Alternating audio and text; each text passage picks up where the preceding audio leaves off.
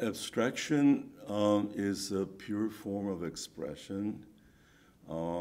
It came about when Kandinsky created the first abstract painting in 1911, and it's never gone away.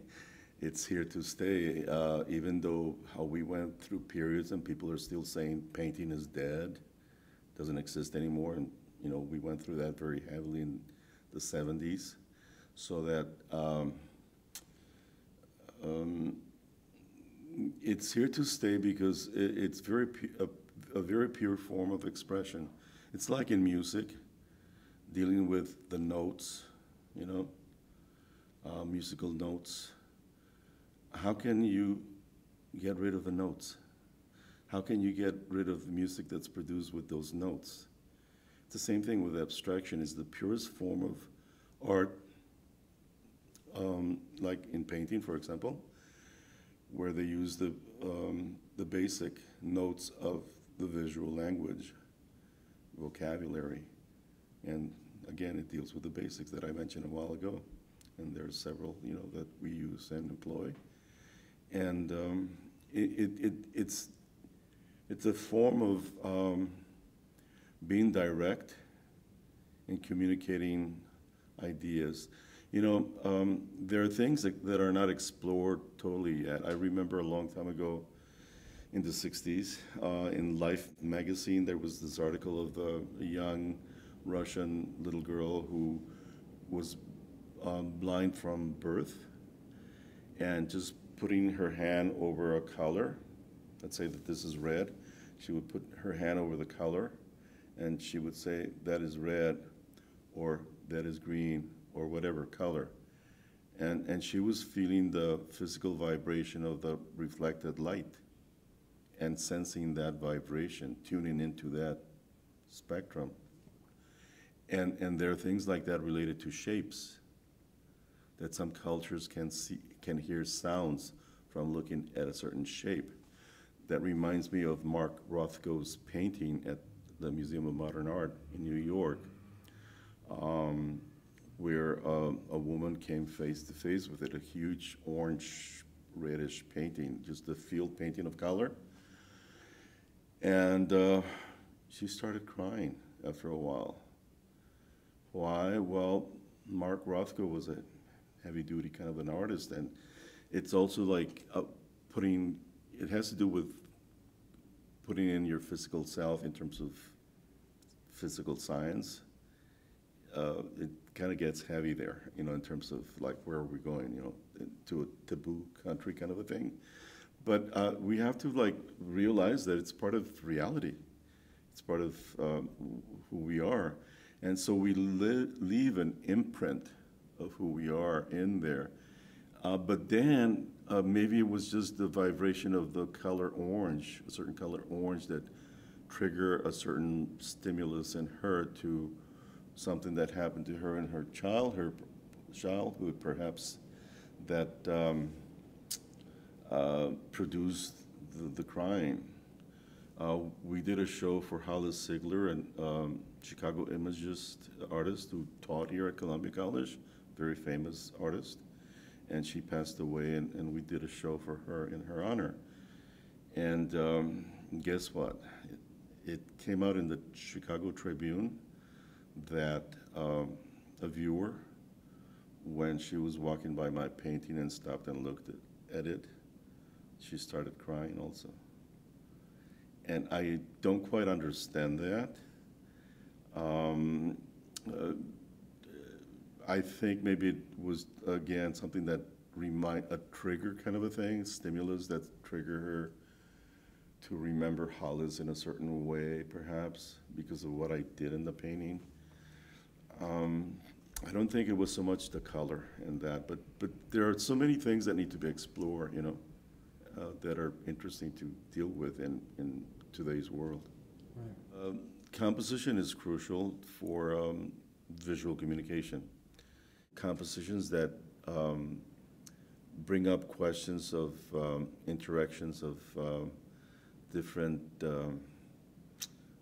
opposing qualities, like having some organic principle or quality, character, facing a geometric one, and what does that say and what does that do, and you could do a whole narrative with just abstract shapes and color that way. All of us see differently, and again, what we how we see is just like a miraculous kind of a thing because of the fact that our eye captures a negative and it's upside down, and then it goes to the brain and gets turned right side up and colorized properly. And so all kinds of things can happen going through that path where somebody might not appreciate the color exactly as what it's supposed to be, but then what is that? Because everybody sees differently. And then sometimes I wonder, we have like millions of different types of eyes on the planet Earth, talking about all the other creatures, And so how do they see color? How do they see texture? But for humans, for us, it's very important to relate to that because it tells the world a lot about us. Personally, the way you're wearing blue, the way I'm wearing black, it says something about our personality. And then again, in some cultures, certain colors become very symbolic. As even in our culture, we have certain colors becoming symbols for certain concepts or ideas. And so color is very important. And of course, we haven't really experimented the full force of what its energy can do. And texture, same thing. It's through texture that we appreciate our world and reality. The less you do, the better. And so when you are working with that, you just rely heavily on the most basic stuff, the most basic things you can deal with. Then opposite that is the other aspect of working with your inner landscape, your inner self, your inner emotions and all of that, expressing all of that. And when you deal with that, then you get involved with all kinds of expressive qualities that can be conveyed also through the basics of art and design, and those are just like line, shapes, color, form, texture, just basic things. And so we use them to do like abstract art or realistic art. As a human being, the urge to communicate is just there whether you want it or not. Even though, like in minimal art, we had a tendency to not show that the hand was present in the artwork. And if it was done by a machine, looked like it was done by a machine, that was even better, because the human presence was something to be avoided. It was part of minimal art, which I also did, at some point. But we always have in art, we always tend to react to isms, to the now movement that's present, and rebel against it, right? And that's how art movements have been created.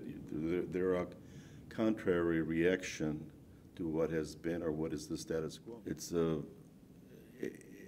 a feast for the senses, color and texture.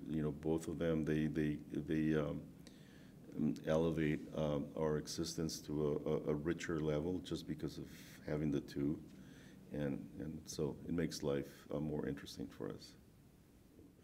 There's somewhat of a conflict in terms of how people view abstraction, because everything is an abstraction. Everything. Film, photography, any realistic photograph is an abstraction of reality.